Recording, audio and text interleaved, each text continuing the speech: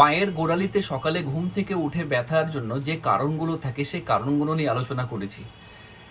আজকে বলবো যে প্রচুর হোমিওপ্যাথি ভালো ভালো মেডিসিন আছে, তার মধ্যে আমি আমার এক্সপিরিয়েন্স থেকে 3টে ওষুধের নাম বলবো, যে ওষুধগুলো যদি সিমটম মিলে, লক্ষণ যদি মিলে, তাহলে যদি আমরা খাই তাহলে ডেফিনেটলি এই সমস্যাটা সম্পূর্ণ সমাধান হবে। প্রথম যে ওষুধটার নাম সেটা হচ্ছে রাস্টক্স।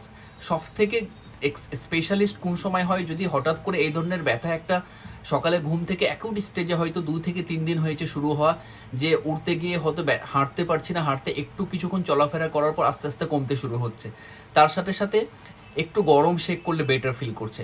যদি অ্যাকুট স্টেজ থাকে তাহলে রাস্টক্সিকোডেন্ড্রন আপনি 30 পোটেন্সি দিনে 4 বার করে 4 থেকে 5 দিন খান, সম্পূর্ণভাবে সমাধান হবে।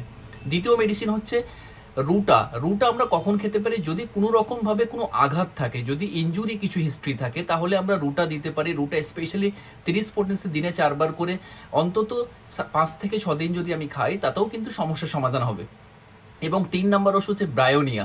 স্পেশালি ব্রায়োনিয়া কখন থাকবে, যদি দেখা যায় সকালে ঘুম থেকে উঠে ব্যথা হচ্ছে কিন্তু চলাফেরা করলেই যদি ব্যথা বেশি হয়, একটু রেস্ট নেওয়ার পর ব্যথা কমে যাচ্ছে, তার সঙ্গে সঙ্গে জলের পিপাসা যদি বেশি থাকে, আমি ব্রায়োনিয়া 30 পোটেন্সি দিনে 4 বার দেবো, অন্তত 4 থেকে 5 দিন ডেফিনেটলি এই সমস্যা কমবে।